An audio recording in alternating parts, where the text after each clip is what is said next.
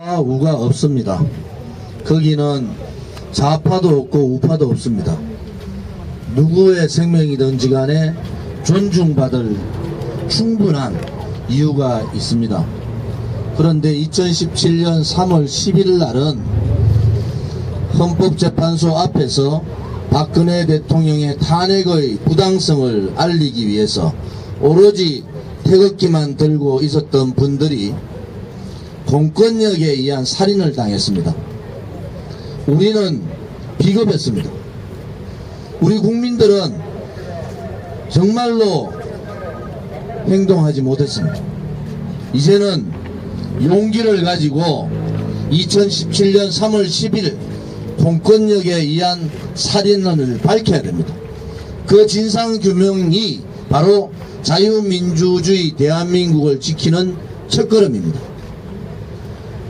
그동안 2년간 어느 언론 방송에서도 공권력 살인에 대한 보도를 하지 않았습니다. 국회에 있는 국회의원들은 스스로 외면했습니다. 그것은 자유민주주의 국가에서의 국회의원의 자격이 없습니다. 2년 지난 시점에 왜 이런 얘기를 하냐고 했는데, 대한애국당은 2년 전부터, 이 사건이 일어난 그날부터 우리는 진실규명을 원했습니다. 그런데 대한민국의 많은 국민들은 2월 17일 3월 10일 백주대낮에 일어난 공권력의 살인을 모르고 계십니다. 4분이 소방청 자료에 의하면은 4분이 돌아가셨는데, 저희들 파악으로는 1분이 더 있습니다. 5분이 돌아가시고 9분이 의식불명으로 병원에 실려가셨는데 그분들의 생사를 알 수가 없습니다. 이 얘기는 2018년 작년 국정감사의 소방청 자료에 나오는 내용입니다. 여러분, 아무 저항하지 않고 태극기만 들었던 국민이 5사람이 사망을 했습니다. 어떻게 이것을 묻고 갈 수가 있겠습니까? 이 진실이 묻힌다고 이게 묻히겠습니까? 대한애국당과 천만인 무죄석방 본부는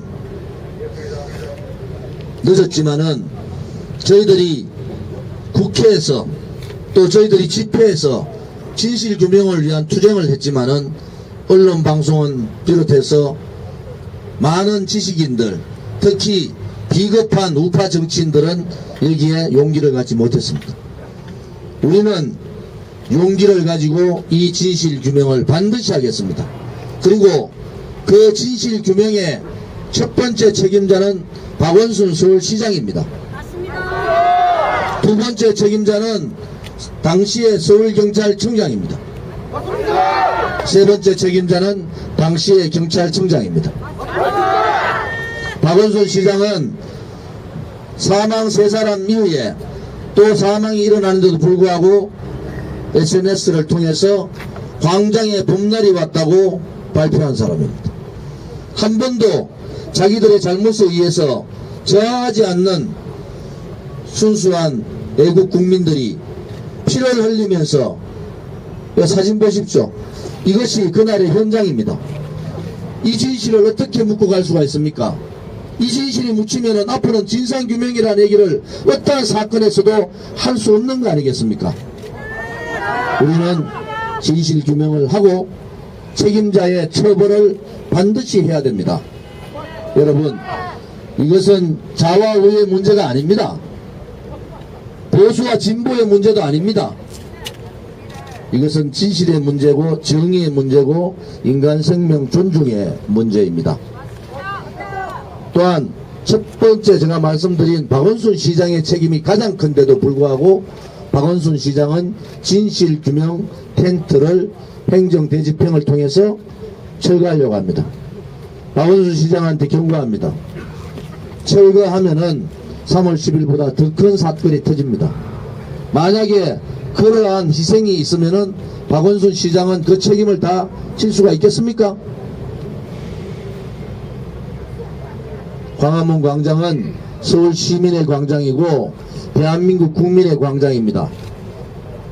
좌파 서울시장이라고 해서 좌파들의 전유물이 아닙니다. 이제는 광화문 광장을 국민께 돌려드려야 합니다. 우리는 3월 10일 진행되신 5열사분 또 행방불명 되신 9분의 진상규명과 보상과 또 책임자 처벌과 동시에 광화문을 국민의 품으로 돌려주는 투쟁을 함께 하겠습니다.